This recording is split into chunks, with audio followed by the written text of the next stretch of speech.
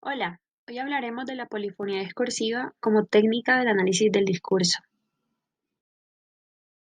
Para entender más acerca de la polifonía discursiva y el papel que tiene en el desarrollo del análisis del discurso, vamos a tener en cuenta ejemplos del libro Álbum Camino a casa, que narra a través de la voz de una niña la experiencia de una familia colombiana víctima del conflicto armado.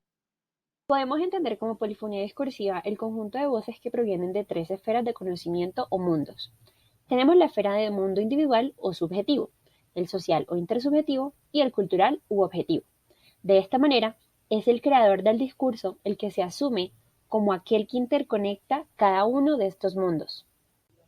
Para que el autor del discurso establezca esa interacción de mundos, toma como base intereses de tipo cognitivos, afectivos, pragmáticos e ideológicos.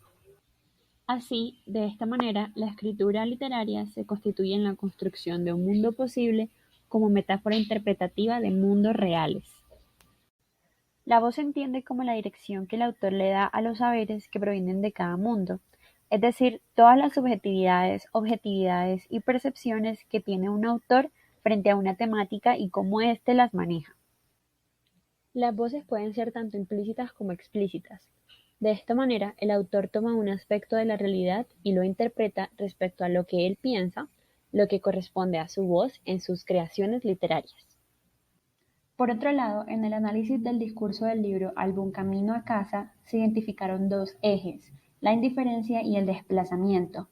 Estos ejes serán interpretados como voces pretexto y voces subtexto.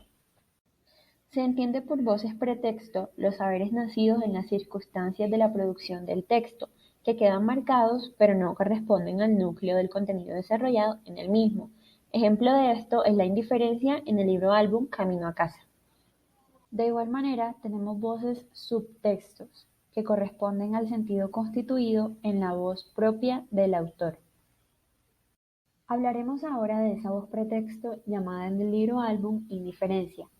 De acuerdo con el texto, la indiferencia se considera como una actitud política y de responsabilidad social. Para explicar esta voz, los autores de texto Buitrago y Jocten parten de un encuentro fantástico entre una niña y un león. Ahora tendremos en cuenta que en este encuentro se concentran tres elementos: la necesidad de fantasía, la necesidad de compañía y protección y la necesidad de memoria, constituyéndose juntos como la indiferencia. De esta manera, el mecanismo fantástico suscita extrañamiento, admiración y temor frente a la presencia de la niña, que hasta el momento de su encuentro con el león fue invisible.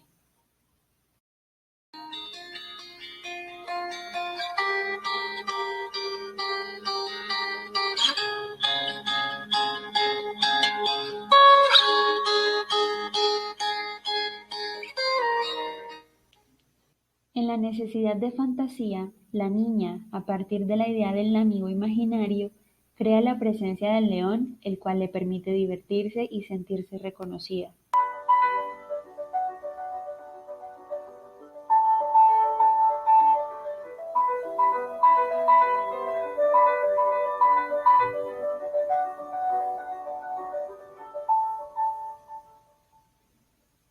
Por otro lado, se observó que esa necesidad de fantasía se entrecruzaba con la necesidad de protección, de lo cual se infiere que esta necesidad es suplida por el león, puesto que éste representa la fuerza y es símbolo de principio masculino que a su vez es relacionado con una ausencia paterna.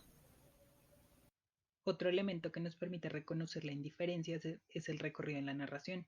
Este se presenta dentro de la estructura narrativa y es lineal y sumativo, pues permite ir comprendiendo los sentidos del texto mientras se va leyendo el mismo. En este caso, el sentido es la indiferencia social. El recorrido inicia cuando la niña y el león se encuentran en el punto de encuentro. Allí, la niña le lleva una flor y es cuando empiezan a dirigirse al barrio. Es muy importante también ver que el fondo está en color blanco y negro, mientras que el encuentro entre la niña y el león está en color.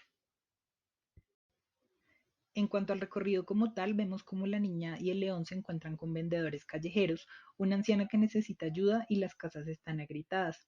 Estos elementos denotan la marginalidad y el abandono y permiten conocer la realidad difícil de muchas personas anónimas que padecen las consecuencias de la guerra.